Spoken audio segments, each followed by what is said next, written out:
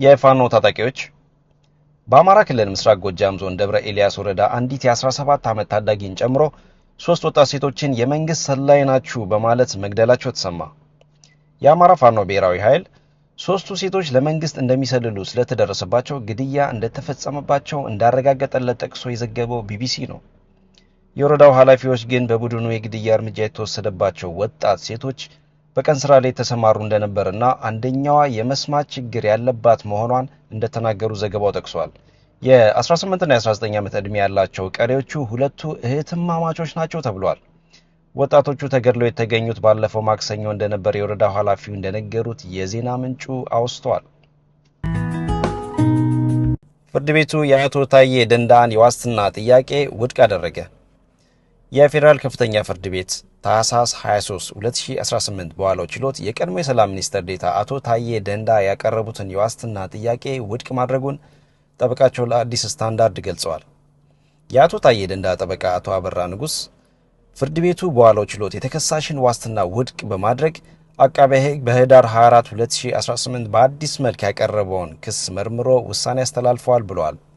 ፍርድ ቤቱ የዋስትና ጥያቄውን ተከሳሹ በዋስ ቢለቀቅ ተጨማሪ ወንጀሎችን ሊፈጽም ይችላል በሚል ምክንያት ውድቅ ማድረጉን አቶ አበራ አስረድተዋል።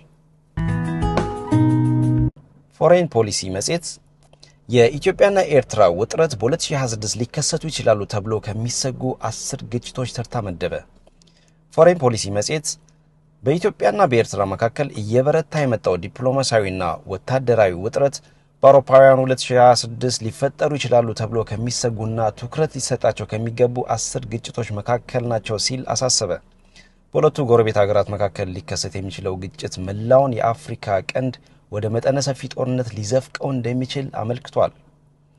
መጽሔቱ በዘገባው ባለፉት ወራት በአዲስ አበባና አስመራ መካከል የሚሰነዘሩ የቃላት ጦርነቶችና ክሶች የጦርነት ስጋትን ከፍ አድርገውታል ያለ ሲሆን ስጋቱ እየጨመረ የመጣው ዓለም አቀፉ ማህበረሰብ ትኩረቱን በሌሎች ቀውሶች በተለይም በሱዳን ጦርነት ላይ ባደረገበት ወቅት መሆኑን ገልጸዋል። ጠቅላይ ሚኒስትር አብይ አህመድ ኤርትራ በኢትዮጵያ ውስጥ የሚንቀሳቀሱ ጸረ መንግስት ታጣቂዎችን ታሰለጥናለች፣ ትጥቅም ታቀብላለች በማለት ሲከሱ፣ የኤርትራ ባለስልጣናት ደግሞ ኢትዮጵያን እንደ ጠብጫሪ እንደሚፈርጇት ዘገባው አትተዋል። በተጨማሪም ጠቅላይ ሚኒስትሩ ኢትዮጵያ የባህር በር ለማግኘት ያላትን ፍላጎት በይፋ መግለጻቸው ኤርትራ ነጻነቷን ከማግኘቷ በፊት ኢትዮጵያ ስትጠቀምባቸው በነበሩት ወደቦች ላይ ጥቃት ሊሰነዘር ይችላል የሚል ስጋት እንዲያድርባት ማድረጉ ዘገባው ጠቅሷል። የሶማሊያው ፕሬዝዳንት ሐሰን መሐመድ መንግስታቸው እስራኤል ለሶማሌላንድ የሰጠችውን እውቅና ለመመከትና ሶማሌላንድን በተጨባጭ ከሶማሊያ ለመቀላቀል ወታደራዊ ኃይል ሊጠቀም እንደሚችል አስጠነቀቁ። ፕሬዝዳንት መሐመድ ሶማሊያ እስራኤል ለሶማሌላንድ በሰጠችው እውቅና ብሔራዊ ደህንነቷ አደጋ ላይ ከወደቀ ኃይል መጠቀም አንደኛ አማራጯ ይሆናል በማለት ተናግረዋል።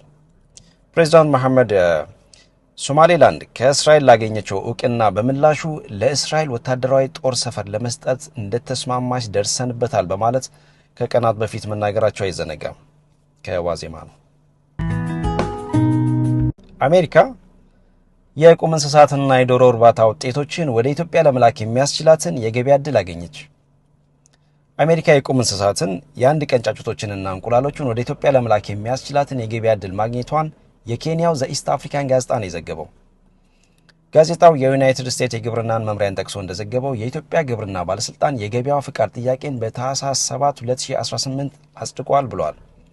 ይህም ሊሆን የቻለው ምርቶቹን ወደ ሀገር ውስጥ ለማስገባት የሚያስችሉ አዳዲስ የእንስሳት ጤና የምስክር ወረቀቶች ላይ ስምምነት ላይ ከተደረሰ በኋላ ነው ብሏል።